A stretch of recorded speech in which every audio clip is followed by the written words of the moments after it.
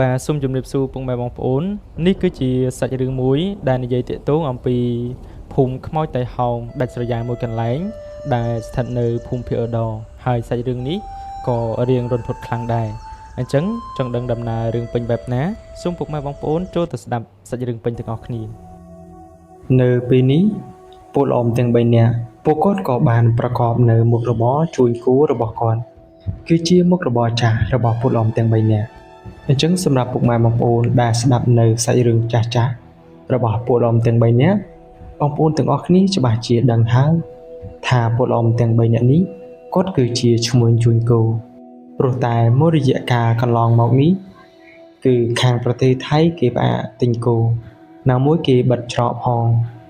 ដូច្នេះការជួញគោរបស់គាត់ក៏លែងបានធ្វើទៀតហើយបន្ទាប់មកពួកគាត់ក៏ចេះតែធ្វើការរកស៊ីផ្សេងប៉ុន្តែពេលនេះខាងប្រទេសថៃគេបានបើកទិញគោវិញហើយដូច្នេះពួកគាត់ក៏បន្តអាជីពដែលជាអាជីពអ្នកជួញគោបន្តទៀតហើយក្នុងការធ្វើដំណើរទៅរកទិញគោនៅម្ដងនេះគឺពួកគាត់នឹងធ្វើដំណើរទៅខាងភូមិភាគឧត្តរគឺខាងម្ដុំខេត្តឧត្តរមានជ័យក៏ដូចជាខាងខេត្តសៀមរាបអីចឹងទៅប៉ុន្តែនៅក្នុងអំឡុងពេលដែលពលអមទាំង3នាក់ពួកគាត់កំពុងតែបន្តដំណើរនោះពួកគាត់ក៏ឆ្លៀតសួរនៅភូមិស្រុកចាស់ដែលពួកគាត់ធ្លាប់បានទិញគោនៅកាលពីមុនហើយដោយសារតែវាបានរំលងរយៈពេលយូរដែរដូច្នេះតាមមើលប្រហែលពេលនេះអ្នកភូមិគេមានសត្វគោលក់ឲ្យគាត់ហើយគាត់ថាមែននៅពេលដែលគាត់ចូលទៅកាន់ភូមិស្រុករបស់បងប្អូនអ្នកភូមិគឺពួកគាត់ដើរបណ្ដាចូលតាមភូមិស្រុករបស់គេបណ្ដាហើយក្នុងមួយភូមិយ៉ាងហោចណាស់ក៏បានគោមួយក្បាលឬក៏ពីរក្បាលអីចឹងទៅហើយពួកគាត់មិនទាន់ដឹកទៅវិញទេ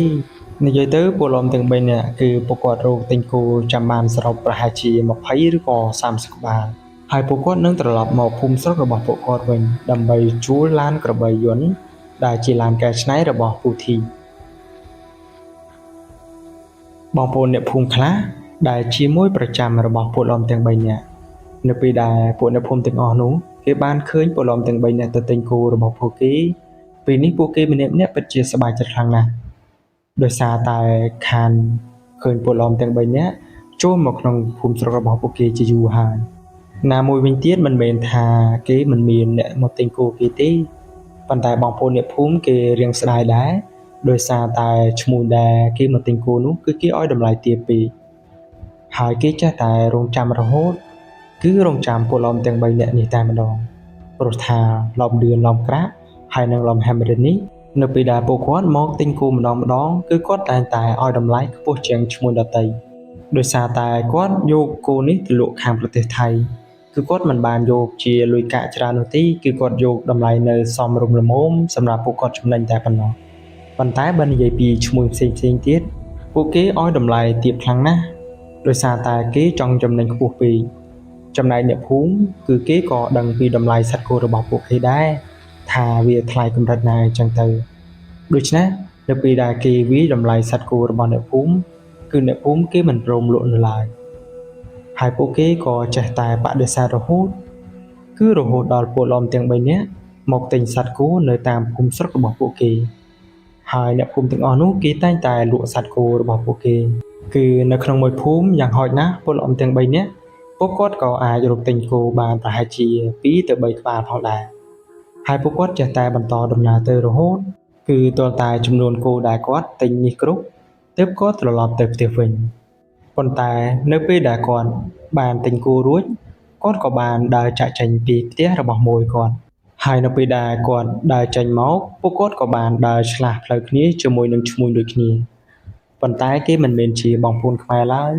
គឺបរិះទាំងពីរនាក់នោះគេក៏ជាឈ្មួញទិញគោដូចគាត់ដែរប៉ុន្តែគេគឺជាជនជាតិចាមនៅថ្ងៃនោះនៅពេលដែលគាត់ដើរឆ្លាស់ផ្លូវគ្នាជាមួយនឹងបរិះទាំងពីរនាក់នោះមើលទៅមុខមាត់របស់គេហាក់បីដូចជាមិនសូវជាស្រស់នោះទេ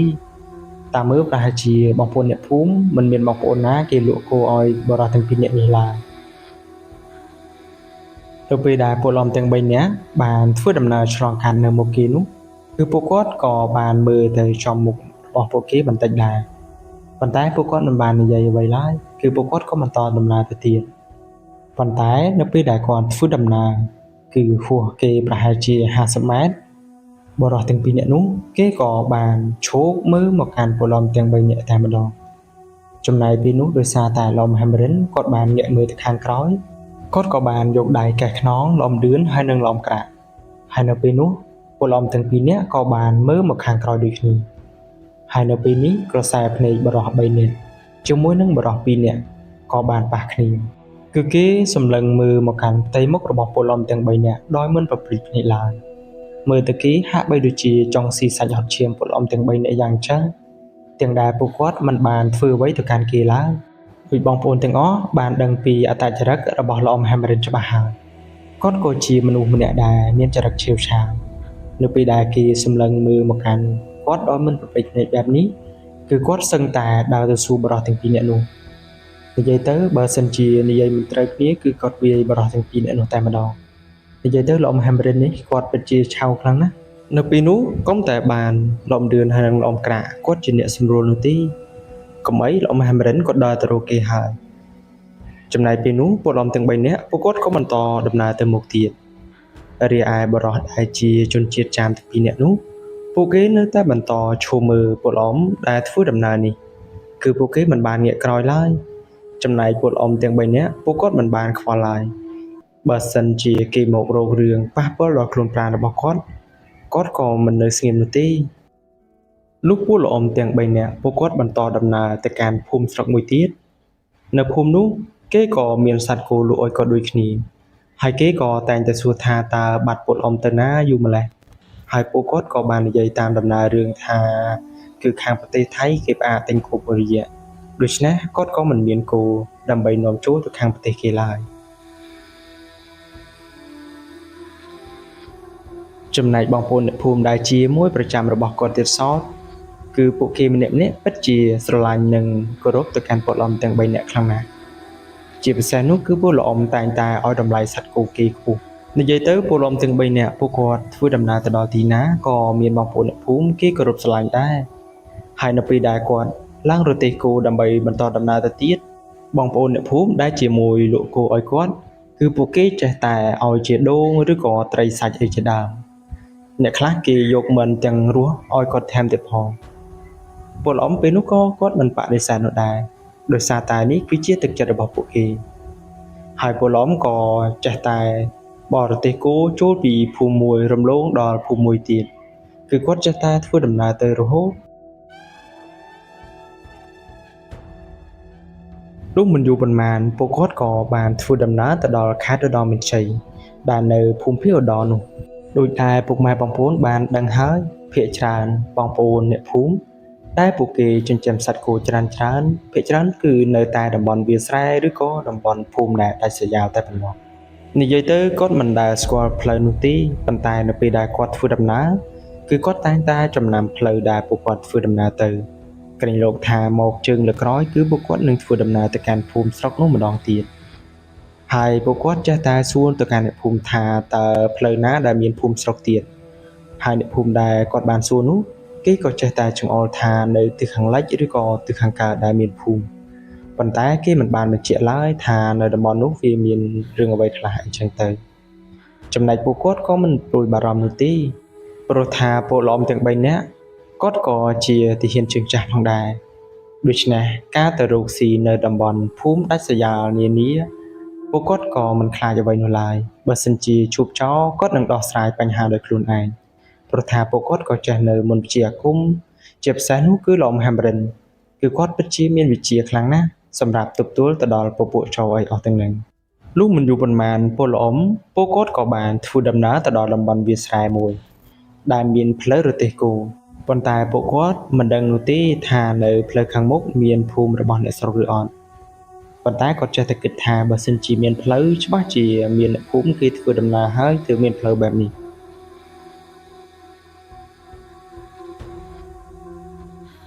ពលំទាំង3នាក់ពួកគាត់បរទេសគោមិនយូរប៉ុន្មាននោះបើក្រឡេកមើលទៅផ្ទៃមេឃវិញក៏ចូលម៉ោង5ងាយបាត់ទៅហើយចំណែកនៅពេលនេះពួកគាត់មិនដឹងថាពួកគាត់កំពុងតែដល់ទីណានោះទេព្រោះអ្នកភូមិមុននេះគាត់បានសួរគេហើយគេប្រាប់ថា ធ្វើដំណើរតាមផ្លូវរទេះគោនេះយូរទៅនឹងជួបភូមិស្រុកហើយប៉ុន្តែពលអមពួកគាត់ធ្វើដំណើរជួបប្រហែលជា3ម៉ោងហើយរហូតដល់ម៉ោង5ល្ងាចនេះក៏មិនទាន់ឃើញមានភូមិស្រុករបស់អ្នកភូមិហើយនៅយប់នេះពួកគាត់គិតថានឹងឈប់រទេះគោដើម្បីសម្រាកនៅតាមផ្លូវ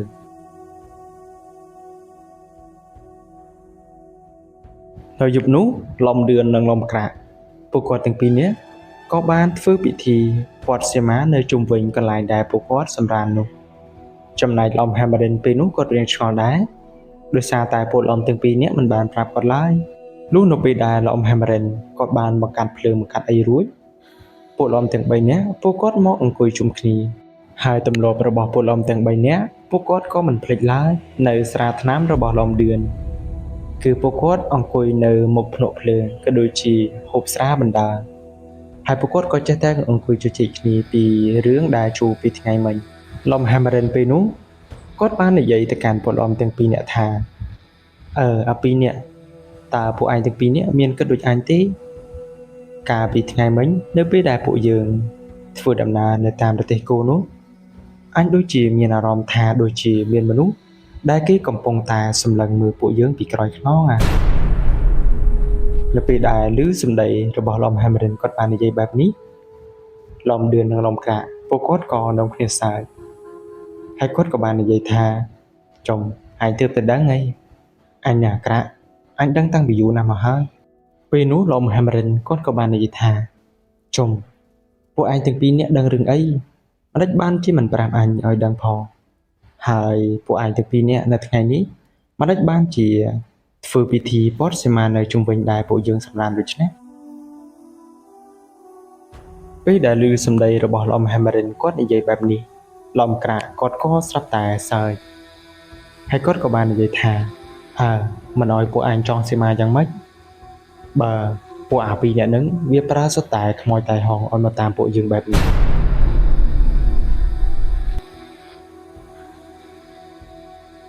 លំ Hammerin ពេលដែលគាត់ឮបែបនេះគាត់ក៏ស្រាប់តែបើកភ្នែកធំហើយគាត់ក៏បាននិយាយថាចុំអាពីរនាក់ហ្នឹងវាហ៊ានលេងដល់ថ្នាក់នេះផងនិយាយអញ្ចឹងបើសិនជាថ្ងៃមិញអញទៅវាយវាច្បាស់ជាល្អហើយពួកឯងទាំងពីរនាក់មិនគួរណាខាត់អញទេបណ្ដោយឲ្យពួកវាបានដៃរហូតដល់វាហ៊ានប្រើពួកខ្មោចតៃហងឲ្យមកធ្វើបាបពួកយើងលោកអ៊ំដឿនពេលនោះគាត់ក៏បាននិយាយថាមិនដំបូងអញគិតថាមិនចង់មានបញ្ហាទេប៉ុន្តែនេះគឺពួកវាប្រហើនខ្លាំងណាស់វាហ៊ានប្រើពពួកខ្មោចតៃហងកំពេកកំប៉ុកនេះឲ្យមកធ្វើបាបពួកយើងទាំង3នាក់តាមមើលប្រហែលជាវាមិនទាន់ដឹងទេថាពួកយើងសុទ្ធតែជាគ្រូអាគមលំ Hammerin នៅពេលនោះគឺគាត់ក៏បានយកដីហើយគាត់ក៏បានសូត្របាលីគឺគាត់បានស្បះដីនោះជំវិញបរិវេណដែលគាត់កំពុងតែសម្រាននោះនៅពេលនោះលំក្រាក់ហើយនិងលំដឿនគាត់ស្រាប់តែឆ្ងល់ជាខ្លាំងហើយគាត់ក៏បានសួរថាចុំហើយមិនបានធ្វើបែបនេះអញក្រាក់នេះខំប្រឹងសូត្របាលីឡើងចង់ប៉ងមាត់ហើយដើម្បីព័ទ្ធសមានៅជុំវិញនេះមិនដេចបានជាឯងលុបសមាគមរបស់អញពេលនោះលំ Hammerin គាត់ក៏បាននិយាយថាមិនបាច់ចង់សមាមិនបាច់អីទេត្រឹមតែអាពីរនាក់នឹងទុកឲ្យអញចាត់ការក៏បានដែរនៅក្នុងយប់នេះលំដឿននិងលំក្រាក់នៅពេលដែលឮសម្ដីរបស់លំ Hammerin និយាយបែបនេះពួកគាត់ទាំងពីរក៏បាននិយាយថាបើអញ្ចឹងអញបានជួយទេវើយនៅយប់នេះឯងទប់ទល់ជាមួយគេតែម្នាក់ឯងទៅលំ Hammerin គាត់ក៏បាននិយាយថាអញទប់ទល់តែឯងក៏បានព្រោះអញក៏ចង់បញ្ចេញកំហឹងខ្លះដែរព្រោះថាពីរនាក់ហ្នឹងវាឌឺណាស់កាលពីថ្ងៃចាំមើលយប់នេះអញលេងវាចាស់ដែរម្ដងលុះជួបប្រហែលជាម៉ោង7កន្លះយប់សំឡេងឆ្កែព្រៃវាក៏បានលូយ៉ាងក្រលួចគឺពួកវាលូចេញពីម្ដុំព្រៃដែលនៅក្បែរពួកគាត់ពលអមដឿននិងលំក្រាក់ពួកគាត់ក៏បាននិយាយថានោះ Hammerin ពួកវាមកហើយវើយឯងចាត់ការតាមម្នាក់ឯងទៅអញទាំងពីរនាក់អត់ដឹងទេអញមិនថាអីអញចាំតែទទួលរបស់វាតើចាំមើលតើវាប្រើរបស់អីឲ្យមកលេងនៅយប់នេះនៅពេលដែលគាត់ទើបតែនិយាយផុតពីមាត់គឺស្រាប់តែឮសំឡេងមនុស្សស្រីគេជឿងបំពេកូនយ៉ាងក្រលួច ហើយសំឡេងមួយនេះមិនដឹងថាចេញមកពីចំណុចណានោះទេពួកគាត់ខំផ្ទៀងត្រជាក់ស្ដាប់ដែរប៉ុន្តែមិនដឹងពីចំណុចដែលសំឡេងនេះបានបន្លឺឡើងនៅពេលនោះសំឡេងបំពេកូននោះចាស់តែឮហាក់បីដូចជានៅក្បែរត្រចៀករបស់ពួកអមទាំង3នាក់យ៉ាងចឹងហើយបន្ទាប់ពីឮសំឡេងបែបនេះគឺឡំហាំរិនគាត់ភ្នែកគាត់រៀងរវាសខ្លាំងណាស់ដោយគាត់បានក្រឡេកភ្នែកមើលទៅកន្លែងរទេះគោដែលគាត់បានដាក់ចោលក៏ឃើញមនុស្សស្រីគេកំពុងតែអង្គុយយល់ជើងហើយនៅក្នុងដៃរបស់នាងគឺបាន3ទារកដែលទើបនឹងកើតម្នាក់ចំណែកពេលនោះលំក្រាក់ហើយនឹងលំឌឿនពួកគាត់ក៏បានឃើញដែរតែពួកគាត់ហាក់បីដូចជាធ្វើជាមិនឃើញលំហាំរិននៅពេលនោះគាត់ក៏បានដើរតម្រង់ទៅកន្លែងខ្មោចដែលគេកំពុងតែអង្គុយយល់ជើងនោះប៉ុន្តែនៅពេលដែលគាត់បានដើរទៅដល់កន្លែងរទេះគោគឺខ្មោចនោះគេក៏ស្រាប់តែបាត់ស្រមោលល្អមហាំរិនពេលនោះគាត់ក៏បានសើចគាត់ថាឃើញទេអញមិនទាន់បានទាំងប្រើនៅបាលីអ្វីផងវាក៏ស្រាប់តែរត់បាត់បងប្អូនដឹងទេថាខ្មោចមួយនោះវាបានទៅណាតាមការពិតទៅព្រីបំពេកូនដែលជាមនុស្សស្រីម្នាក់នេះគេមិនបានទៅណាឡើយគឺគេកំពុងតែឈរនៅក្រោយខ្នងល្អមហាំរិនគឺគេចាំឲ្យល្អមហាំរិនគាត់ងាកមុខមកគេអាននឹងចំបាច់ករបស់ល្អមហាំរិននៅពេលនោះល្អមហាំរិនគាត់ស្រាប់តែបែរខ្លួនត្រឡប់មកក្រោយវិញប៉ុន្តែពេលនោះគឺព្រីបំពេកូនម្នាក់នោះវាក៏ចាប់ផ្ដើមយកដៃរបស់វាដែលមានកញ្ចក់ដៃយ៉ាងមុតស្រួចគឺម្រាមដៃរបស់វាក៏ចាប់ផ្ដើមគឺលូកទៅច្របាច់ករបស់ល្អមហាំរិនប៉ុន្តែដូចយើងបាននឹងស្រាប់មកហើយល្អមហាំរិននេះគាត់ក៏មិនមែនជាមនុស្សធម្មតាឡើយត្រឹមតែព្រាយបំពេកូននេះមិនអាចធ្វើអ្វីទៅកាន់គាត់បានឡើយគឺនៅពេលដែលដៃរបស់ខ្មោចស្រីនោះនាងបានលូកចិត្តដល់ករបស់ល្អមហាំរិនគឺស្រាប់តែដៃរបស់គេក៏ចាប់ផ្ដើមមានភ្លើងឆេះពេលនោះព្រីស្រីបំពេកូនមួយនោះវាក៏បានប្រើសំឡេងស្រែកដ៏ក្រលួចគឺឡើងកង់រំពងពីពេញនឹងចំណែកពេលនោះល្អមហាំរិនគាត់ក៏បានយកដីមួយក្តាប់ហើយគាត់ក៏បានសូត្រនៅមន្តគាថាបាលីរបស់គាត់រួចក៏បានស្បះដីនោះទៅចំរូបរាងកាយរបស់ខ្មោចស្រីបំពេកូនមួយនោះធ្វើឲ្យវាក្តៅរលរាលរហូតដល់វារលាយវិញ្ញាណបាត់ទៅប៉ុន្តែត្រឹមតែព្រាយបំពេកូនមួយនោះវាត្រូវបានរលាយវិញ្ញាណរួចមកគឺសភាពវាមួយទៀតក៏ស្រាប់តែចូលមកជាបន្តបន្ទាប់ដោយសារតែពលឡំពួកគាត់គ្មានសីមាដើម្បីការពារខ្លួនទើបពពួកខ្មោចទាំងអស់នោះវាចូលមកបានបែបនេះដោយពេលនេះក៏ស្រាប់តែមានខ្មោចឃ្លុងមួយគឺខ្មោចឃ្លុងនោះក្នុងខ្លួនរបស់វាគឺពោពេញទៅដោយដំបៅហើយនឹងខ្ទុះហើយបើនិយាយពីប្រភេទខ្មោចឃ្លុងបែបនេះ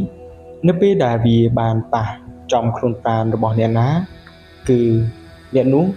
គឺតែងតែកើតជំងឺរមាស់ស្បែកក៏ដូចជាកាត់ឃ្លុងដូចជាគេយ៉ាងចឹងនិយាយទៅចំណុចនេះគួរឲ្យខ្ពើមរអើមខ្លាំងណាស់នៅពេលនោះខ្មោចឃ្លុងមួយនោះវាស្រាប់តែដើរមកគៀកល្អមហាំរិន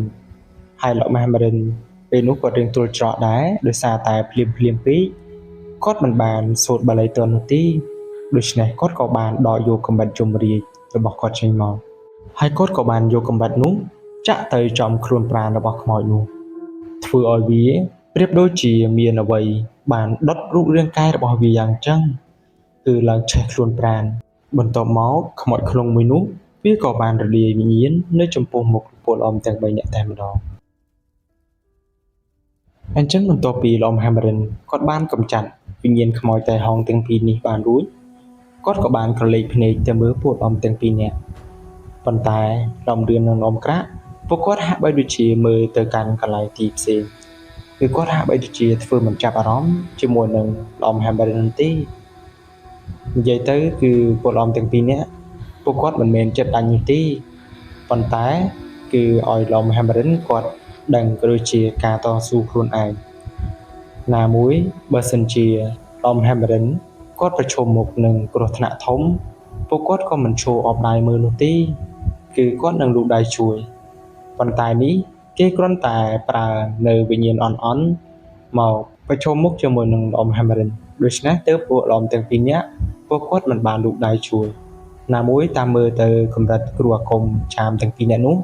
ពួកគេក៏ហាក់បីដូចជាគ្រូអាគមដែលទើបតែចេះមន្តវិជ្ជាថ្មីថ្មោងនោះទេដូច្នេះកម្រិតប៉ុណ្នេះទោះបីជាពួកគេមាន2នាក់ក៏ដោយក៏លោកអ៊ំ Hammerin គាត់អាចទប់ទល់ចេះដែរបន្ទាប់ពីខ្មោចតៃហោងដែលគ្រូចាមទាំងពីរនាក់នោះគេបានបញ្ជាមកសុទ្ធតែត្រូវបានលោកអ៊ំ Hammerin រំលាយវិញ្ញាណពួកគេបាន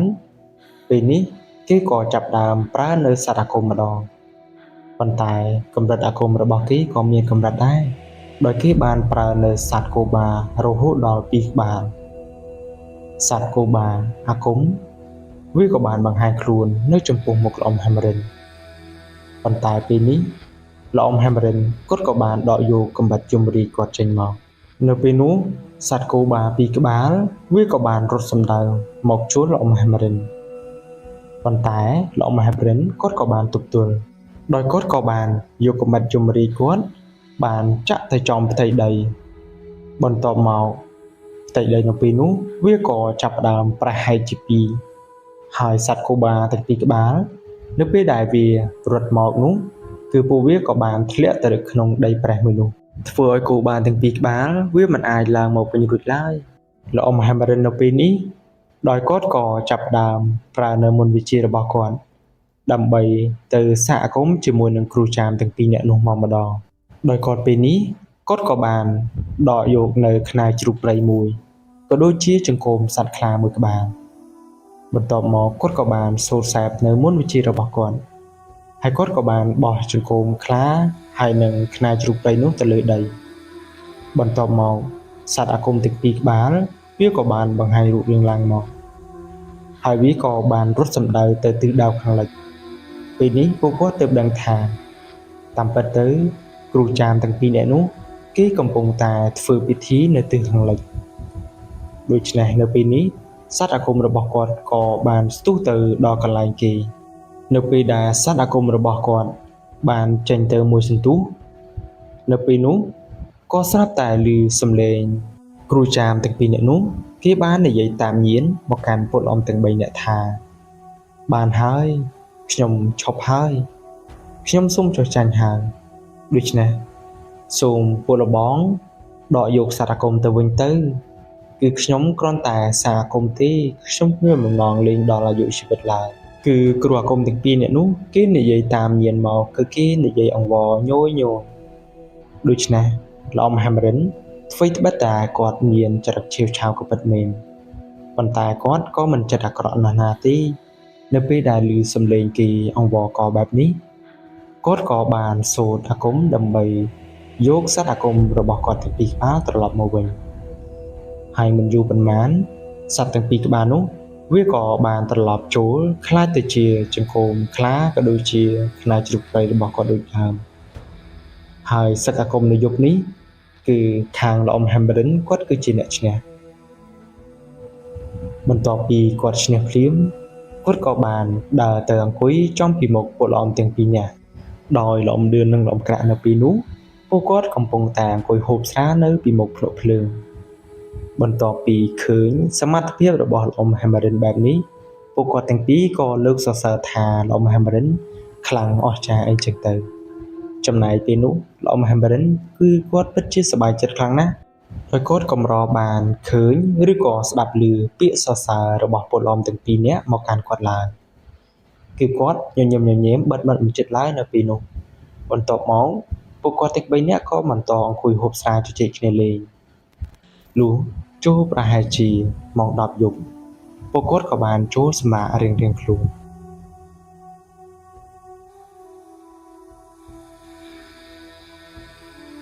លុះដល់ស្អែកឡើងពួកគាត់ក៏បន្តដំណើរដោយបរទេសគោបន្តទៀតគឺពួកគាត់ធ្វើដំណើរទៅតាមស្រុកភូមិដែលអ្នកភូមិនៅក្បែរនោះគេបានចង្អុលបង្ហាញលុះចូលប្រហែលជាម៉ោង9ព្រឹកពួកគាត់ក៏បានធ្វើដំណើរទៅដល់ស្រុកភូមិមួយពិតមែនដោយនៅភូមិនោះគឺមានប្រជាជនរៀងច្រើនដែរ តាមមើលទៅគឺមានប្រជាជនរហូតដល់ជិត100គ្រួសារនោះដែលគេកំពុងតែរស់នៅ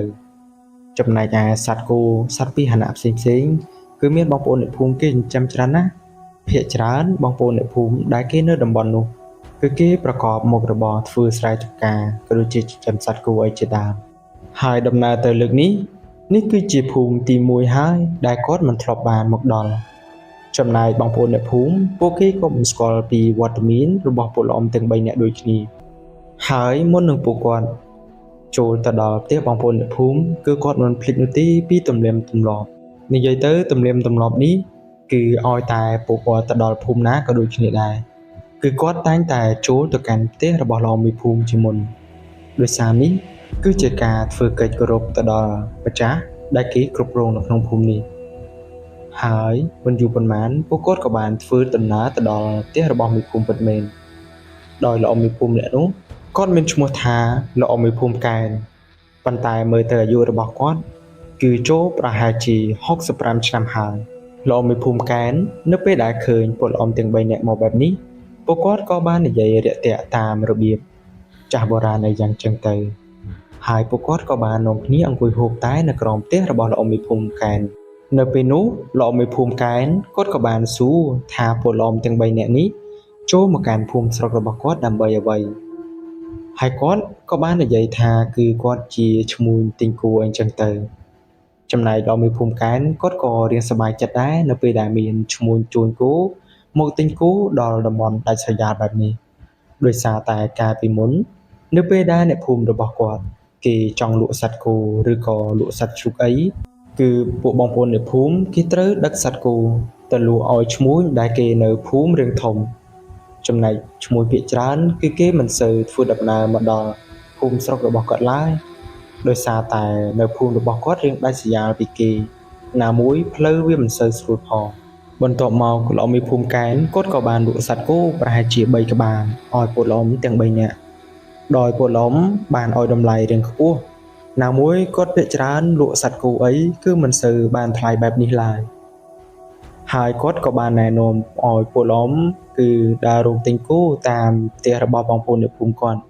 បន្ទាប់មកពលអមទាំង3នាក់ពួកគាត់ក៏សុំផ្ញើរទេះគោនៅនឹងផ្ទះរបស់លោកមេភូមិកែនហើយពួកគាត់ក៏ធ្វើដំណើរដោយថ្មើរជើងគឺគាត់ធ្វើដំណើរចូលពីផ្ទះអ្នកភូមិមួយគឺចូលទៅផ្ទះមួយទៀតនិយាយទៅមួយជើងលើកនេះពលអមទាំង3នាក់រៀងគ្រប់ទឹកដែរដោយសារតែពួកគាត់មិនសូវនឿយហត់ទៅភូមិស្រុកផ្សេងៗគឺគ្រាន់តែមួយភូមិមួយនេះគឺគាត់អាចទិញសត្វគោបានរហូតដល់12ក្បាលឯណោះព្រោះថាបងប្អូនអ្នកភូមិនៅពេលដែលពួកគាត់ធ្វើដំណើរចូលទៅផ្ទះរបស់ពួកគេគឺពួកគាត់តែងតែឲ្យតម្លៃទៅកាន់ពួកគេរៀងសមរម្យដូច្នេះពួកគេម្នាក់ៗក៏បានលក់សត្វគោឲ្យពួកគាត់លួងចូលប្រហែលជាម៉ោង5ល្ងាចពលអមទាំង3នាក់ពួកគាត់ក៏ត្រឡប់មកផ្ទះរបស់លោកមេភូមិកែនវិញហើយលោកមេភូមិកែនគាត់ក៏បានសួរថាតើទិញបានសត្វគោប៉ុន្មានក្បាលអីចឹងទៅពួកគាត់ក៏បាននិយាយថាគឺបាន12ក្បាលលោកមេភូមិហើយសត្វគោទាំងអស់នេះគឺខ្ញុំសូមកក់តម្លៃទុកសិនឧទាហរណ៍ថាគឺគាត់ទិញគោមួយក្បាល60,000គឺគាត់កក់គេតែ10,000តែប៉ុណ្ណោះគឺគាត់ទុកសត្វគោនេះនៅនឹងបងប្អូនអ្នកភូមិសិននៅពេលដែលគាត់ត្រឡប់ទៅផ្ទះវិញគាត់នឹងយកក្របីយន្តដែលជាឡានកែច្នៃរបស់ពូធីមកដឹកសត្វគោទាំងអស់នេះត្រឡប់ទៅវិញហើយនៅយប់នេះពលអមទាំង3នាក់ពួកគាត់ក៏បានសុំផ្ទះរបស់លោកមេភូមិកែនដើម្បីស្នាក់នៅឲ្យបានមួយយប់ហើយស្អែកឡើងពួកគាត់នឹងបន្តដំណើរទៅមុខទៀតលោកមេភូមិកែនគាត់គឺជាមេភូមិម្នាក់ដែលគាត់មិនចិត្តកំណាញ់នោះទេដោយគាត់ក៏បានយល់ព្រមដោយសារតែផ្ទះរបស់គាត់រៀងធំដែរហើយលោកមេភូមិកែនគាត់បានឲ្យពលអមទាំង3នាក់ពួកគាត់សម្រាកនៅខាងក្រោមផ្ទះរបស់គាត់ចំណែកឯគាត់និងក្រុមគ្រួសារគឺគាត់សម្រាកនៅខាងលើ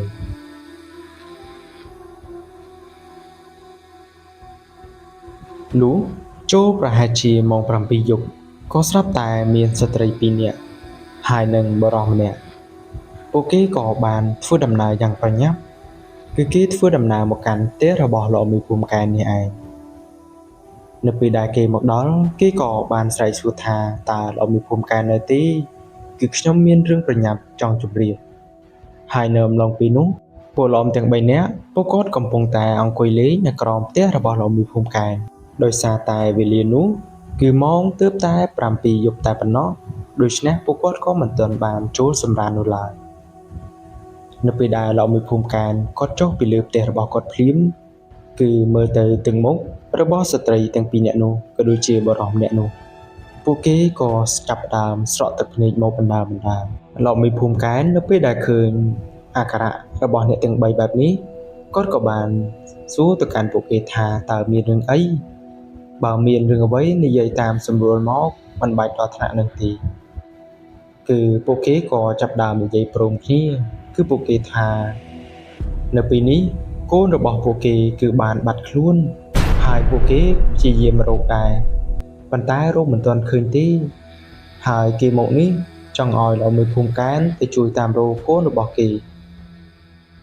ហើយនៅពេលនេះលោកមេភូមិកែនគាត់ក៏បានឲ្យបរិសម្នាក់ហើយនឹងស្ត្រីទាំងពីរនាក់នោះឲ្យពួកគេមកអង្គុយនៅលើគ្រែក្រោមផ្ទះរបស់លោកមេភូមិកែនសិនគឺគាត់ចង់សួរពីដំណើរដើមរឿងអីចឹងទៅនៅពេលនោះស្ត្រីទាំងពីរនាក់ហើយនឹងបរិសម្នាក់នោះគេក៏បាននិយាយរៀបរាប់ពីដំណើរដើមរឿងដែលពួកគេបានបាត់កូនអីចឹងទៅគឺពួកគេបាននិយាយថាកូនរបស់ពួកគេបានទៅខ្វៀលគោនៅម្ដុំព្រៃខាងក្រោយភូមិហើយក៏មានអ្នកផ្សេងគេទៅជាមួយដែរមិនមែនមានតែកូនគាត់3នាក់ទេគឺគ្នាមានប្រហែលជា8នាក់ប៉ុន្តែនៅពេលល្ងាចនេះគឺពួកក្មេងទាំងអស់នោះពួកវាក៏បានត្រឡប់មកផ្ទះវិញប៉ុន្តែវាចម្លែកតែកូនខ្ញុំទាំង3នាក់នេះគឺពួកវាមិនទាន់ត្រឡប់មកដល់ផ្ទះនោះឡើយទាំងដែលសត្វគោរបស់គាត់គឺបានមកដល់ផ្ទះអស់ហើយតែម្ចាស់វិញមិនដឹងថានៅទីណានោះទេនៅពេលនេះគាត់ពិតជាមានក្តីព្រួយបារម្ភខ្លាំងណាស់លោកមេភូមិកែននៅពេលនោះគាត់ស្រាប់តែដកដង្ហើមធំដោយសារតែនៅព្រៃខាងក្រោយភូមិនោះគឺមានភូមិចាស់មួយដែលបានបោះបង់ចោលនៅទីនោះហើយនៅកាលពីមុនភូមិចាស់មួយនោះពិតជាសម្បូរមនុស្សរស់នៅខ្លាំងណាស់ជាពិសេសនោះគឺអ្នកភូមិមួយចំនួនដែលរស់នៅក្នុងភូមិរបស់គាត់នៅសប្តាហ៍ថ្ងៃនេះកាលពីមុនពួកគេក៏រស់នៅកន្លែងភូមិចាស់នឹងដែរប៉ុន្តែតាំងតែមានសោកនាដកម្មដ៏ធំមួយបានកើតឡើងទៅកាន់ភូមិស្រុកមួយនោះបន្ទាប់មកអ្នកភូមិគេក៏ចេះតែជំនះខ្លួនមកនៅភូមិថ្មីចំណែកពលឡំទាំង3នាក់វិញនៅពេលដែលឮសម្ដីរបស់លោកមេភូមិគាត់និយាយបែបនេះគឺពួកគាត់ហាក់បីដូចជាចាប់អារម្មណ៍ខ្លាំងណាស់ចំពោះរឿងហេតុនេះនៅពេលនោះលោកមេភូមិកែនគាត់ក៏បាននិយាយពីជីវប្រវត្តិភូមិដែលគេបានបោះបង់ចោលនោះប្រាប់ទៅកាន់ស្ត្រីទាំងពីរនាក់នោះក៏ដូចជាបុរសម្នាក់ទៀតចំណែកឯពលឡំទាំង3នាក់ពួកគាត់ក៏កំពុងតែអង្គុយស្ដាប់ដោយយកចិត្តទុកដាក់បំផុតលោកមេភូមិកែនគាត់បាននិយាយថាកាលចំនួននោះគឺគាត់មានអាយុ40ឆ្នាំជាងហើយសោកនាដកម្មនេះគឺបានកើតឡើងដោយសារតែមានជំងឺដ៏ចម្លែកមួយបានរាតត្បាតហើយធ្វើឲ្យអ្នកភូមិចេះតែស្លាប់ជាបន្តបន្ទាប់ចំណែកឯនៅក្នុងភូមិរបស់គាត់កាលចំនួននោះទៀតសោតគឺមានអ្នកភូមិច្រើនណាស់ដែលគេសុទ្ធតែជាអ្នកចាស់គុំហើយភាគច្រើនសុទ្ធតែជាបងប្អូនដែលគេជាព្រានព្រៃគឺដំបូងឡើយគឺមានអ្នកភូមិគាត់ម្នាក់ដែលគេគឺជាព្រានព្រៃហើយព្រានព្រៃម្នាក់នោះបន្ទាប់ពីគេបានចេញមកពីព្រៃវិញគឺគេក៏ស្រាប់តែធ្លាក់ខ្លួនឈឺដោយមិនដឹងពីមូលហេតុហើយអ្នកភូមិកាលចំនួននោះក៏មានគ្រូថ្នាំខ្មែរដែរប៉ុន្តែគេចេះតែផ្សំថ្នាំទៅគឺមិនត្រូវនឹងអាការៈជំងឺរបស់ព្រានព្រៃម្នាក់នោះឡើយជាពិសេសនោះគឺអាការៈជំងឺគេពិតជាប្លែកខ្លាំងណាស់ដោយសារតែនៅលើស្បែករបស់គេគឺមានកន្ទួលអុចក៏ដូចជាមានពងបែកមួយចំនួនគឺបរិសុទ្ធព្រានព្រៃម្នាក់នោះគេឈឺបានប្រហែលជារយៈពេល7ថ្ងៃគេក៏បានផុតបន្ទាប់មកនៅពេលនោះអ្នកភូមិគេមិនបានចាប់អារម្មណ៍ឡើយដោយគេក៏បានយកសាកសពរបស់បរិសុទ្ធដែលជាព្រានព្រៃម្នាក់នោះទៅកប់នៅកន្លែងទួលកប់ខ្មោចរបស់បងប្អូនអ្នកភូមិហើយនៅកាលនោះពួកអ្នកភូមិរបស់គាត់រៀងធ្វេសប្រហែសក្នុងការកប់សាកសពរបស់ព្រានព្រៃម្នាក់នោះគឺគេបណ្ដោយឲ្យបរិសុទ្ធ4នាក់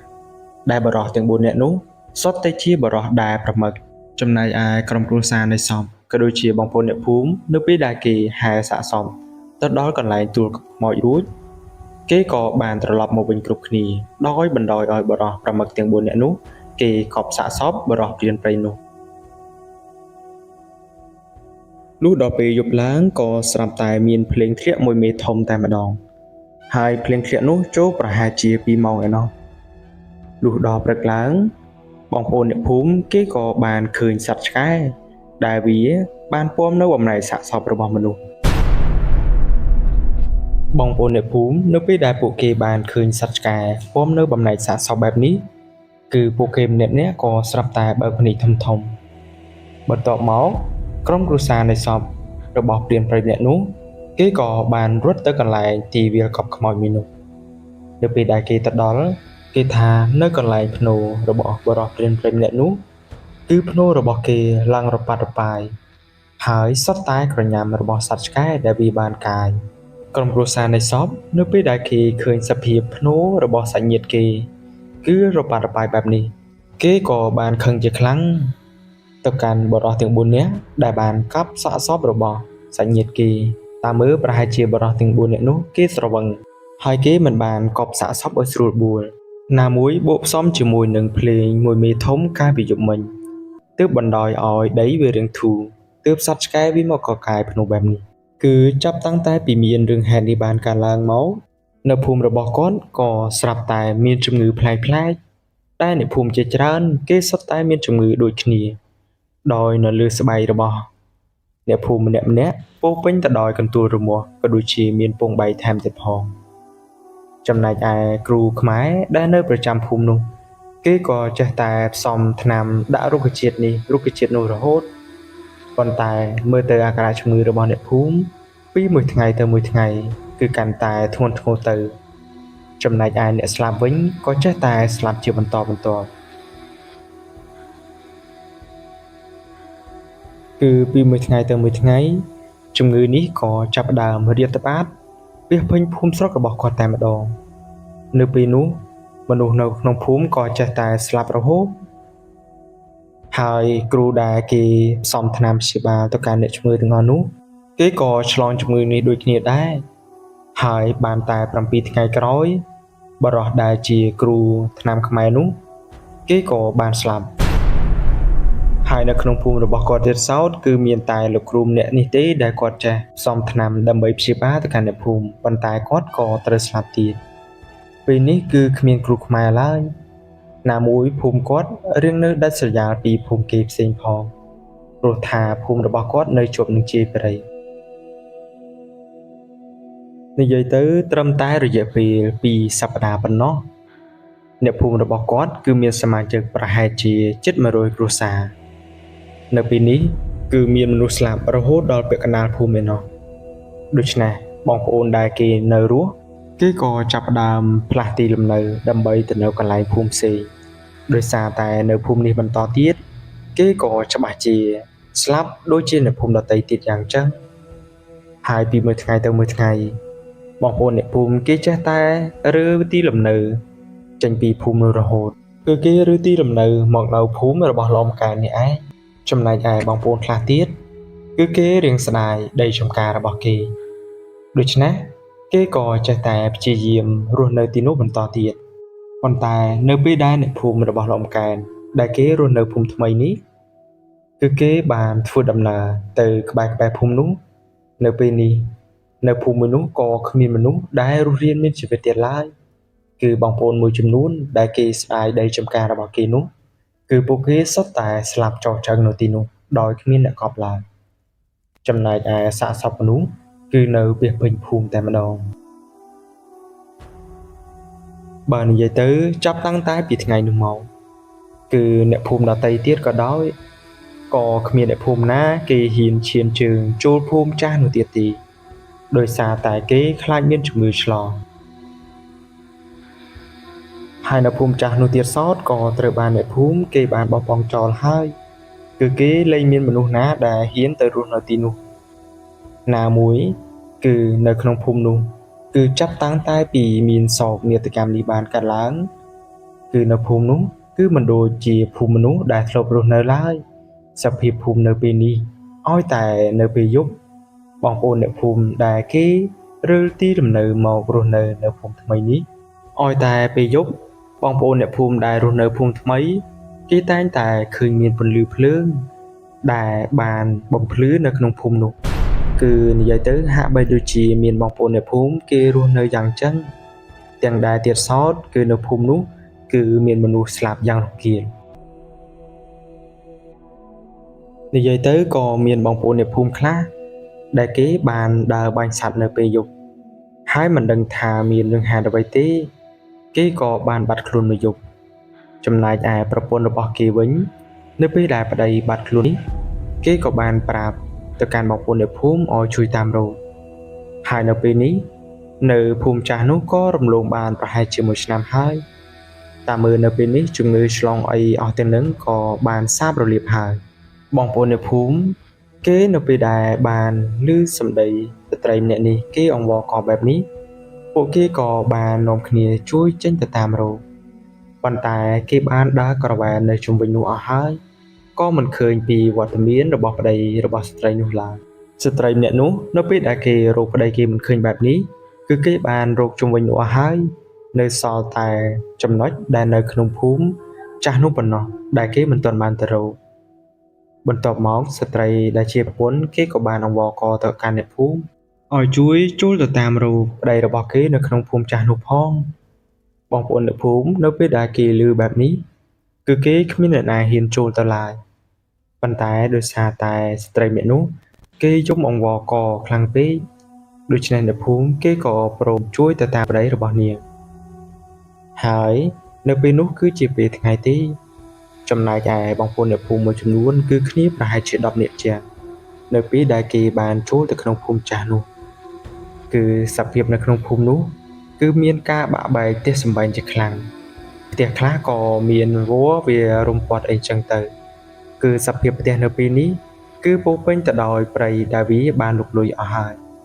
គឺនៅសល់តែបំណែកក្តារក៏ដូចជាឈើចាស់ចាស់ហើយនៅពេលដែលបងប្អូននៅភូមិនោះគេធ្វើដំណើរចូលទៅកាន់ភូមិនោះគឺពួកគេតែងតែឃើញសាកសពមនុស្សចំណែកឯសាកសពទាំងអស់នោះទៀតសោតគឺនៅសល់តែគ្រោងឆ្អឹងប៉ុណ្ណោះទេគឺសាច់របស់គេក៏ត្រូវបានរលាយអស់ហើយនៅពេលដែលបងប្អូននៅភូមិគេដើរបានមួយសន្ទុះពួកគេក៏បានឃើញប្តីរបស់ស្ត្រីម្នាក់នេះគឺគេកំពុងតែដេកនៅលើគ្រែមួយហើយគ្រែនោះទៀតសោតគឺពុកផុយសឹងតែបាក់រលំទៅហើយនៅពេលដែលឃើញនេះបងប្អូនក៏បានដំណើរទៅកាន់ទីតាំងនោះនៅពេលដែលទៅដល់ស្ត្រីដែលជាប្រពន្ធនាងពិតជាសប្បាយចិត្តខ្លាំងណាស់នៅពេលដែលនាងបានឃើញប្តីរបស់នាងប៉ុន្តែនៅពេលដែលនាងដើរទៅដល់ជិតប្តីដែលកំពុងដេកនោះគឺនាងក៏ស្រាប់តែយំធ្ងន់ធ្ងរជាខ្លាំងដោយសារតែពេលនេះប្តីរបស់នាងគេក៏បានស្លាប់ហើយចំណែកឯការស្លាប់របស់គេទៀតសោតភ្នែករបស់គេគឺបានបើកមិនបានបិទឡើយគឺភ្នែករបស់គេបើកយ៉ាងធំចំណែកឯមាត់របស់គេវិញគឺចំហមាត់តែម្ដងមើលទៅសភាពស័ក្តិសមគួរឲ្យអាណិតខ្លាំងណាស់តាមមើលប្រហែលជាមុននឹងគេស្លាប់គេបានជួបរឿងហេតុដ៏រន្ធត់អ្វីហើយចំណែកបងប្អូននៅពេលនោះ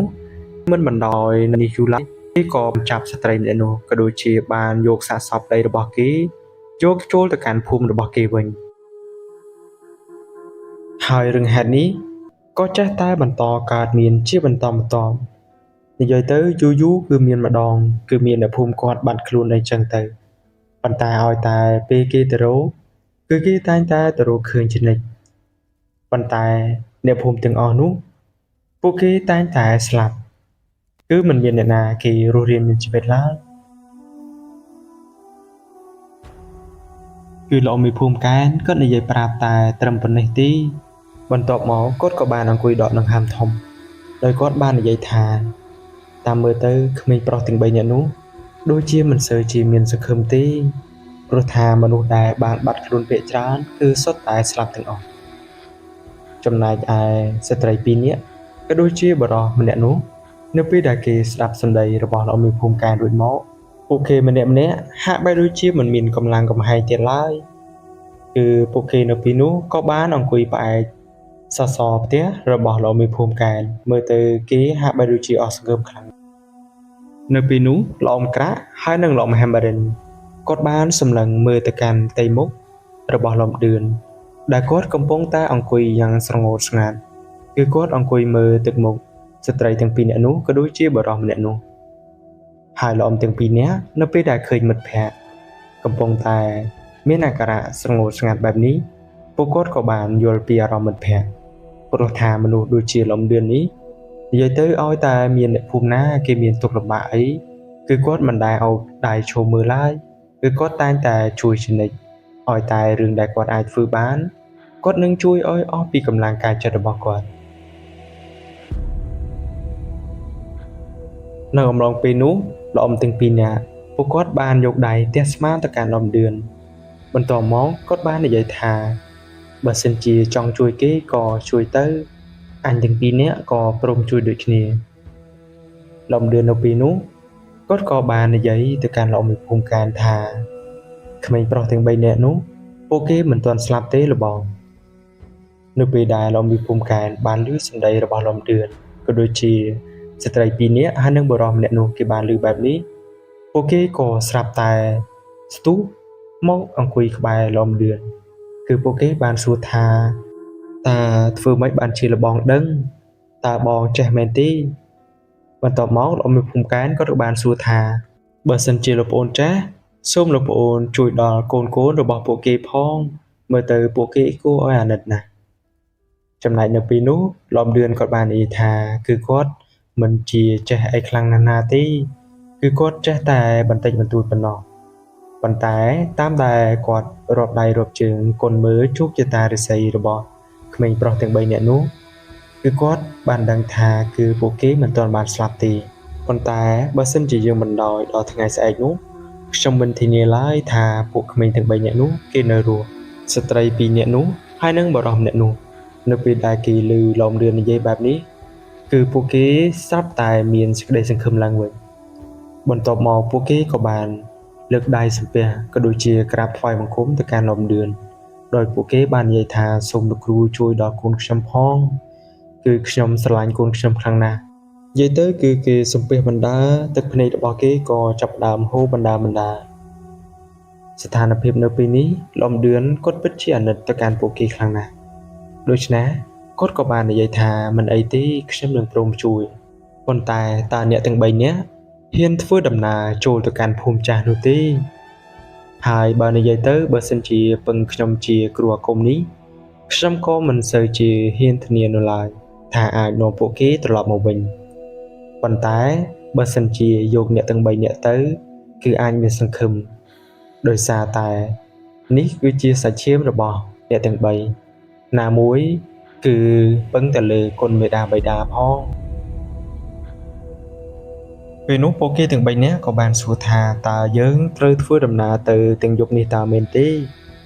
លោកឌឿនគាត់ក៏បានតបវិញថាមែនហើយយើងត្រូវតែធ្វើដំណើរទៅយប់នេះបើសិនជាបណ្ដោយឲ្យដល់ថ្ងៃស្អែកខ្ញុំមិនធានាសុវត្ថិភាពកូនរបស់អ្នកទាំង3ឡើយថាគេអាចរស់ឬអត់ចំណែកនៅពេលនេះលោកមីភូមិកែនគាត់ក៏យល់ព្រមដើម្បីធ្វើដំណើរចូលទៅកាន់ភូមិចាស់នោះដូចគ្នាដោយសារតែជាច្រើនឆ្នាំហើយគាត់មិនដែលបានធ្វើដំណើរទៅកាន់ភូមិចាស់នោះឡើយណាមួយលោកមីភូមិកែននេះគាត់មើលមនុស្សមិនខុសឡើយគឺគាត់ទើបតែស្គាល់លោកឌឿនបានតែមួយថ្ងៃទេប៉ុន្តែគាត់ក៏ទុកចិត្តទៅកាន់លោកឌឿនជាខ្លាំងហើយលោកមីភូមិកែនគាត់ក៏ជាមនុស្សសាមញ្ញនោះទេដោយគាត់មិនចេះនៅមន្តវិជ្ជាអ្វីឡើយលោកឌឿននៅពេលនោះគាត់ក៏បាននិយាយប្រាប់អំពីសាវតាពិតរបស់លោកអ៊ំទាំងពីរនាក់គឺជាលោកអ៊ំហាម៉ារិនហើយនិងលោកក្រាក់នេះឯងគឺគាត់បាននិយាយថាមិនមែនចេះតែខ្ញុំម្នាក់ទេគឺមិត្តភ័ក្តិរបស់ខ្ញុំទាំងពីរនាក់នេះគេក៏ចេះមន្តអាគមខ្លាំងដូចគ្នាដូច្នេះហើយការធ្វើដំណើរចូលទៅកាន់ភូមិចាស់ម្ដងនេះសូមអ្នកទាំង3កុំព្រួយបារម្ភឡើយគឺខ្ញុំធានាសុវត្ថិភាពរបស់អ្នកទាំង3ខ្ញុំមិនអោយមានបងប្អូនណាម្នាក់មានគ្រោះថ្នាក់ឡើយហើយបើតាមខ្ញុំប្រមើលមើលទៅកាន់ភូមិចាស់មុននេះបន្តិចគឺខ្ញុំបានឃើញថានៅភូមិនោះពិតជាមានពពួកខ្មោចតៃហោងច្រើនណាស់ដែលពួកគេស្វែងរកជំនួសប៉ុ ព្រោះថាពួកគេបានស្លាប់នៅក្នុងភូមិចាស់នោះជាយូរណាស់មកហើយមិនមានបងប្អូនណាគេសែនអ្វីទៅដល់ពួកគេឡើយហើយមិនត្រឹមតែប៉ុណ្ណោះគឺវិញ្ញាណគ្រូអាគមជាច្រើននៅភូមិនោះពួកគេក៏សុទ្ធតែជាគ្រូអាគមខ្លាំងៗប៉ុន្តែនៅពេលនេះគេក៏បានក្លាយទៅជាស្ដេចខ្មោចនៅប្រចាំភូមិចាស់នោះហើយនៅលើកនេះពួកយើងរឿងលំបាកដែរព្រោះថាបើសិនជាពពួកខ្មោចតែហងធម្មតា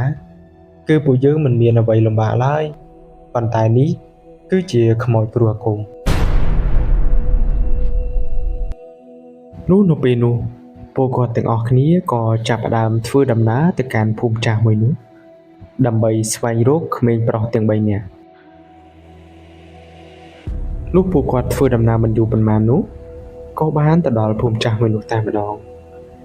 ចំណែកឯលោកមានភូមិកែនក៏ដូចជាអ៊ំស្រី2នាក់ហើយនិងបុរសម្នាក់នោះគឺពួកគេធ្វើដំណើរនៅចំកណ្ដាល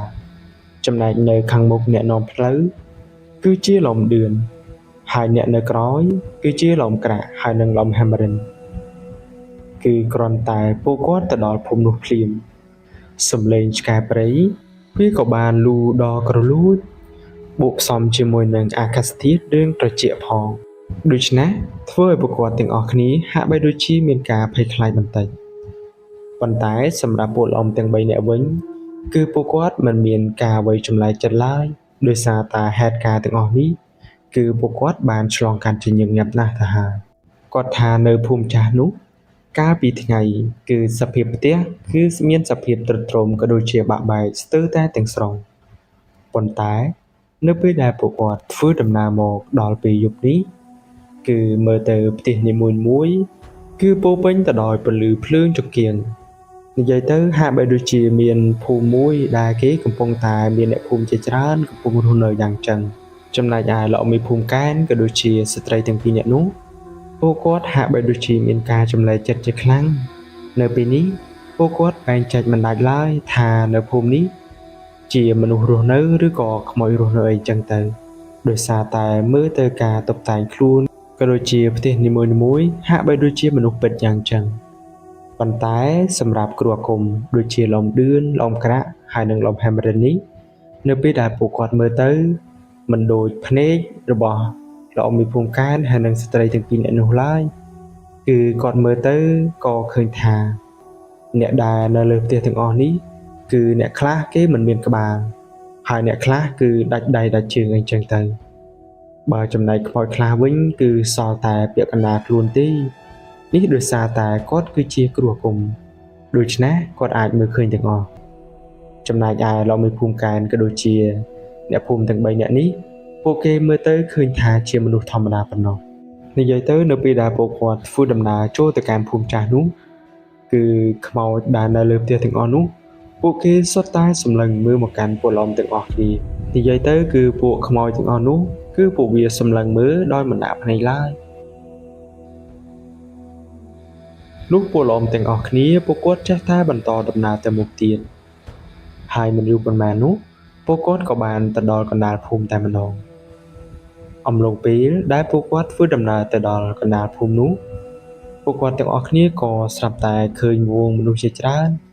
សម្រាប់ពួកឡំគឺពួកគាត់មើលឃើញខ្មោចប៉ុន្តែពួកឡំមានភូមិកែនវិញគឺគាត់មើលឃើញជាមនុស្សទេគឺឃើញមនុស្សជាច្រើនដែលគេកំពុងតែធ្វើអ្វីក៏មិនដឹងទេប៉ុន្តែនៅពេលដែលពួកគាត់ធ្វើដំណើរទៅដល់គៀកនោះពួកគាត់ក៏បានឃើញវត្តមានរបស់កូនក្មេងទាំង3នាក់នោះមើលទៅពួកគេកំពុងតែអង្គុយលេងជាមួយក្មេងៗប៉ុន្តែការអង្គុយលេងរបស់គេទៀតសោត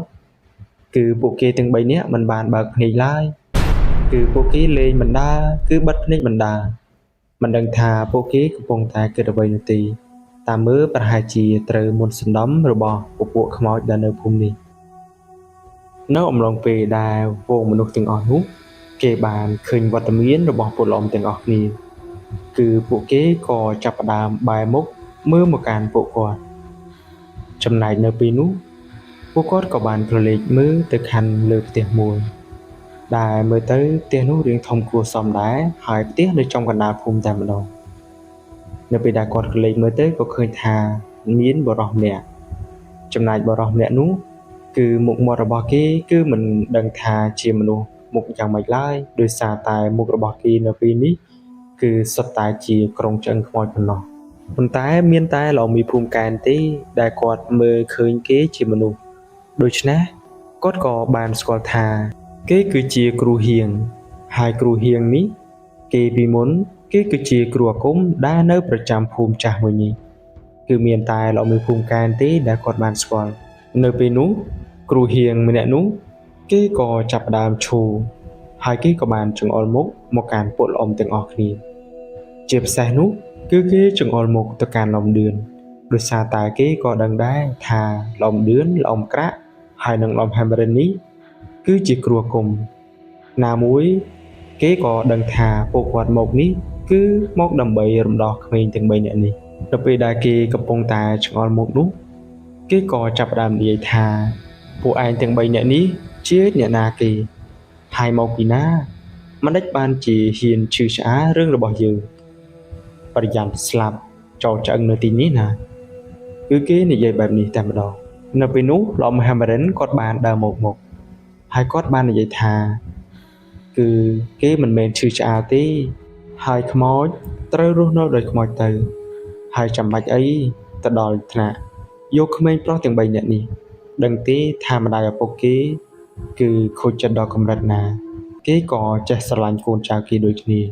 បើក្រឡេកមើលទៅទឹកមុខស្ត្រីទាំងពីរនាក់នោះក៏ដូចជាបរិសម្នាក់ទៀតគឺពួកគេកំពុងតែសម្លឹងមើលទៅកាន់កូនប្រុសរបស់ពួកគេមើលទៅគេហាក់បីដូចជាមានការព្រួយបារម្ភជាខ្លាំងរីឯក្រឡេកទៅស្ដេចខ្មោចដែលជាគ្រូហៀងនោះនៅពេលដែលគេឮសម្ដីរបស់លោកមហាមរិននិយាយបែបនេះគឺហាក់បីដូចជាចាក់គេមួយកំបិតចំដើមទ្រូងយ៉ាងចឹងដោយសារតែពាក្យនេះពិតជាចាក់ដោតខ្លាំងណាស់បន្ទាប់មកគេពិតជាខឹងខ្លាំងណាស់នៅពេលនោះគឺស្ដេចខ្មោចម្នាក់នោះគេក៏ចាប់ផ្ដើមយកជើងរបស់គេគឺទន្ទ្រាំទៅកាន់ក្តារជាខ្លាំងនៅពេលដែលគេទន្ទ្រាំក្តាររួចក៏ស្រាប់តែមានសំឡេងកលន់បានឮជាខ្លាំងគឺហាក់បីដូចជាគេកំពុងតែបញ្ចេញនៅឫទ្ធិអំណាចរបស់គេយ៉ាងចឹងនៅពេលនោះស្ដេចខ្មោចដែលជាគ្រូហៀងនោះ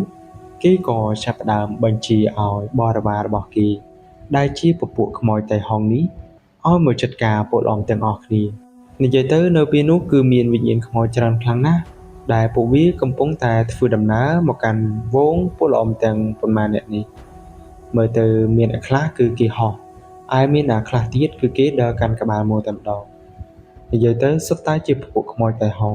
នៅពេលដែលឃើញពពួកខ្មោចវាមកច្រើនបែបនេះល្អំក្រាក់គាត់ក៏បានដកយកឃ្លោកអាគមរបស់គាត់ចេញមក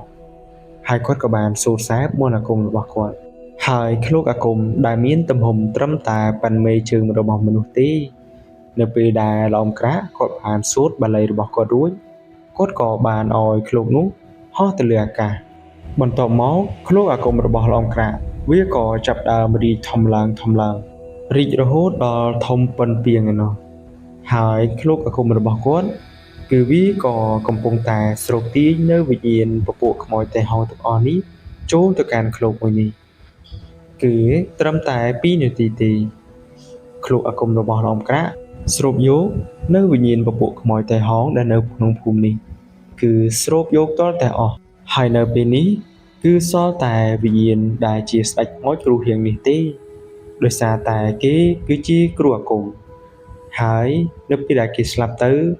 អំណាចមន្តអាគមរបស់គ្រូហៀងនោះគេរត់តែខ្លាំងជាងមុនទ្វេដងដូច្នេះឃ្លោកអាគមរបស់ល្អំក្រាក់មិនអាចស្រូបគេបានឡើយនៅពេលនោះស្ដេចខ្មោចដែលជាគ្រូអាគមហៀងនោះគេក៏ចាប់ផ្ដើមសូត្រនៅបាលីមន្តគាថារបស់គេគឺគេបានសូត្រដាស់នៅពពួកកោបាក៏ដូចជាពពួកព្រាយខ្លាយជាដើមហើយគេចេះតែប្រើនៅពពួកសត្វទាំងអស់នោះឲ្យមកចាត់ការពលអ៊ំទាំងអស់គ្នានៅពេលដែលសត្វទាំងអស់នោះវាបានមកចាត់ការពលអ៊ំពួកគាត់ចេះតែបង្ក្រាបបានទាំងអស់ហើយនៅពេលនោះក៏មានសត្វក្អែបដែលវាមានទំហំធំប៉ុនកន្ទីលបត់ឯណោះគឺវាក៏ចាប់ដើមមកវាប្រហារពលអ៊ំប៉ុន្តែពួកគាត់ក៏អាចបង្ក្រាបបានទៀតនិយាយទៅគឺគេប្រើមកមួយពួកគាត់បង្ក្រាបមួយគេប្រើមកពីរពួកគាត់បង្ក្រាបពីរគឺគាត់បង្ក្រាបរហូតដល់ ស្ដេចខ្មោចដែលជាគ្រូអាគមហៀងនោះនៅពេលនេះគេប្រហែលជាអស់នៅពពួកសត្វអាគមរបស់គេហើយដោយមិនឃើញគេប្រើអ្វីមួយទៀតឡើយបន្ទាប់មកនៅពេលនោះលោកអ៊ំក្រាកគាត់ក៏បានដកយកខ្សែដៃអង្កាំចេញពីដៃរបស់គាត់ហើយខ្សែដៃអង្កាំនេះគឺនៅអង្កាំនីមួយៗគឺគាត់សុទ្ធតែចារនៅយន្តបាលីជាច្រើនគឺសម្រាប់បង្ក្រាបនៅពពួកព្រាយបិសាចអីផ្សេងៗហើយនៅពេលនេះលោកអ៊ំក្រាកគាត់ក៏បានសូត្រសែបដើម្បីដាស់នៅខ្សែដៃអាគមរបស់គាត់នៅពេលដែលគាត់បានសូត្ររួចគាត់ក៏បានបោះខ្សែដៃនោះទៅលើដីបន្ទាប់មកខ្សែដៃអាគមរបស់លោកអ៊ំក្រាកវាក៏បានអណ្ដែតនៅលើអាកាសហើយខ្សែដៃមួយខ្សែនោះវាក៏បានហោះទៅរំពាត់ខ្លួនប្រាណរបស់គ្រូអាគមហៀងនោះធ្វើឲ្យគេនៅពេលនេះទោះបីជាគេខំប្រឹងរើយ៉ាងណាក៏រើមិនរួចឡើយចំណែកឯពពួកខ្មោចតៃហោងដែលពួកវាកំពុងតែនៅក្នុងឃ្លោករបស់លោកអ៊ំក្រាកនេះគឺពួកគេចេះតែស្រែកថាសូមដោះលែងខ្ញុំទៅគឺខ្ញុំធ្វើតាមបញ្ជាគេទេគឺគេចេះតែនិយាយបែបនេះរហូតបន្ទាប់មកលោកអ៊ំក្រាកដោយឃើញថាមានក្តីអាណិតស្រណោះទៅកាន់ពពួកខ្មោចតៃហោងទាំងអស់នេះជាខ្លាំងបន្ទាប់មកគាត់ក៏បានដកឆ្នុកឃ្លោកចេញហើយពពួកខ្មោចទាំងអស់ពួកគេក៏ចាប់ផ្ដើមនៅពីមុខរបស់ពួកគាត់ពពួកខ្មោចទាំងអស់នៅពេលដែលពួកគេបានចេញពីឃ្លោករបស់លោកអ៊ំក្រាកពួកគេម្នាក់ៗក៏ចាប់ផ្ដើមលូតជង្គង់សំពះមកកាន់ពលអ៊ំទាំងអស់គ្នាចំណែកឯគ្រូអាគមហៀងដែលជាស្ដេចខ្មោចនោះគេមិនអាចរើខ្លួនតាណារួចឡើយនៅពេលនោះគេក៏បានលូតជង្គង់ដូចគ្នាគឺគេអង្វរឲ្យពលអ៊ំសូមដោះលែងគេទៅសូមកុំរំលាយវិញ្ញាណគេអីគឺគេដឹងខុសហើយចំណែកនៅពេលនោះម្ដាយហើយនិងឪពុកក្មេងពួកគេក៏បានរត់ទៅកន្លែងកូនគេប៉ុន្តែមើលទៅកូនក្មេងទាំង3នាក់នោះពួកគេហាក់បីដូចជាមិនមានវិញ្ញាណយ៉ាងចឹងបន្ទាប់មកអ្នកភូមិទាំង3នាក់នោះគេក៏បានស្រែកប្រាប់ឲ្យពលអ៊ំជួយដល់កូនគេផងចំណែកនៅពេលនោះពលអ៊ំទាំង3នាក់ពួកគាត់ក៏ចាប់ផ្ដើមសូត្របាលីហើយពួកគាត់ទាំង3នាក់ក៏ចាប់ផ្ដើមផ្លុំទៅកាន់ក្បាលរបស់ក្មេងទាំង3នាក់នោះនៅពេលដែលគាត់ផ្លុំបានមួយសន្ទុះគឺក្មេងទាំងអស់នោះពួកវាក៏ចាប់ផ្ដើមភ្ញាក់ខ្លួនឡើងវិញហើយមើលទៅពួកវាហាក់បីដូចជាមិនដឹងខ្លួនថាតើពួកវា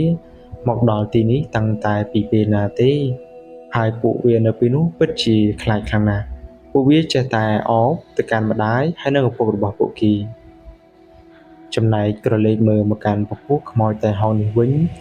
គឺលោកអ៊ំទាំង3ពួកគាត់ក៏មានក្តីមេត្តាផងដែរដោយគាត់ពេលនេះពួកគាត់ក៏ចាប់ផ្ដើមដាក់ភ្នែកអង្គុយចុះហើយគាត់ក៏បានសូត្រផ្សាយមេត្តាទៅកាន់ពពួកខ្មោចតៃហោងទាំងអស់នេះមើលទៅពួកគេពិតជាស្រេកឃ្លាននៅបុណ្យកុសលខ្លាំងណាស់ដោយសារតែចូលប្រហែលជា20ឆ្នាំហើយមិនមានបងប្អូនในភូមិណាគេឧទ្ទិសកុសលឬក៏បង្ស្គូលទៅកាន់ពពួកវិញ្ញាណទាំងអស់នេះឡើយដូច្នេះហើយទើបវិញ្ញាណរបស់ពួកគេចេះតែវិលវល់ដោយមិនអាចទៅចាប់ជាតិបាននោះពលអ៊ំទាំង3នាក់ពួកគាត់បានសូត្រផ្សាយមេត្តាទៅកាន់ពពួកខ្មោចតៃហោងនោះអស់រយៈពេលប្រហែលជាកន្លះម៉ោងនៅពេលនេះការធ្វើពិធីរបស់គាត់ក៏ពិតជាមានប្រសិទ្ធភាពពិតមែនដោយពពួកខ្មោចទាំងអស់នោះនៅពេលដែលពួកគេបានទទួលធម៌ក៏ដូចជាបានទទួលក្តីមេត្តាពីពលអ៊ំទាំង3នាក់ព្រោះថាពលអ៊ំគឺពួកគាត់មានបុណ្យច្រើនណាស់ដោយសារតែពួកគាត់តែងតែធ្វើអំពើល្អដូច្នេះបុណ្យកុសលដែលគាត់បានធ្វើក៏បានចែករំលែកទៅដល់ពពួកខ្មោចទាំងអស់នោះហើយនៅពេលនេះពពួកខ្មោចតៃហោងទាំងអស់នោះក៏ដូចជាស្ដេចគ្រូអាគមហៀងនោះគឺពួកគេក៏កំពុងតែថ្វាយបង្គំមកកាន់ពលអ៊ំទាំង3នាក់លុះនៅពេលដែលពួកគេថ្វាយបង្គំបាន3ដងពួកគេក៏ចាប់ផ្ដើមរំលាយវិញ្ញាណខ្លាចទៅជាអំពិលអំពែកហោះហើរពេញភូមិហើយនៅពេលនេះពួកគេទាំងអស់គ្នាក៏អាចទៅចាប់ជាតិចាប់កំណើតនៅភពថ្មីបានចំណែកលោកអ៊ំទាំង3ក៏ដូចជាលោកមេភូមិកែនហើយនិងក្រុមគ្រួសារទាំងអស់នោះពួកគេក៏បានវិលត្រឡប់ទៅកាន់ភូមិថ្មីវិញហើយនៅពេលដែលទៅដល់ភូមិវិញពួកគេទាំងអស់គ្នាក៏ដូចជាកូនប្រុសរបស់គេទាំង3នាក់ពួកគេក៏បានលូតជង្គង់ហើយក្រាបសំពះមកកាន់ពលអ៊ំទាំង3នាក់ដោយពួកគេបាននិយាយថាគឺកុំតែបានពលអ៊ំទាំង3នាក់ទេ កុំអីកូនរបស់ពួកគេច្បាស់ជាស្លាប់នៅក្នុងភូមិចាស់នោះហើយលុះដល់ពេលព្រឹកឡើងពលអមទាំង3នាក់ពួកគាត់ក៏ដល់ពេលវេលាដែលត្រូវត្រឡប់ដើម្បីទៅយកឡានក្របីយន្តមកដឹកសត្វគោនេះហើយនៅពេលដែលពួកគាត់ឡើងរទេះគោបំរុងនឹងចេញទៅបងប្អូនអ្នកភូមិដែលគេបានបាត់គោនោះពួកគេក៏បានយកលុយកាក់ជាច្រើនមកជូនពលអមប៉ុន្តែពួកគាត់មិនបានយកឡើយគឺគាត់បាននិយាយថាគាត់ជួយដោយចិត្តស្មោះគឺគាត់មិនចង់បានអ្វីឡើយប៉ុន្តែគេក៏បានយកលុយកាក់ខ្លះគឺញាត់ក្នុងហោប៉ៅអារបស់ពួកគាត់ហើយថែមទាំងមានដូងក៏ដូចជាសាច់បន្លែបង្ការជាដើមគឺពួកគេបានលើកដាក់រទេះគោរបស់គាត់ស្ទើរតែបាក់រទេះគោបាត់ទៅហើយនៅពេលនោះពលអមពួកគាត់ក៏បានអរគុណទៅកាន់ពួកគេជាខ្លាំងចំណែកឯលោកមេភូមិកែនគាត់ក៏បានមកជួបដំណើរពលអមទាំង3នាក់ដូចគ្នាហើយសាច់រឿងរបស់យើងក៏ដល់ទីបញ្ចប់អញ្ចឹងជាចុងក្រោយបើសិនជាខ្ញុំបានពិសេសនិទានទៅមានពាក្យពេចន៍លើសលុះឬខ្វះខាតtrongចំណុចណាក៏សូមពុកម៉ែបងប្អូនមេត្តាអភ័យទោសផងអញ្ចឹងជួបគ្នានៅវីដេអូក្រោយៗទៀតសូមជម្រាបលាពុកម៉ែបងប្អូន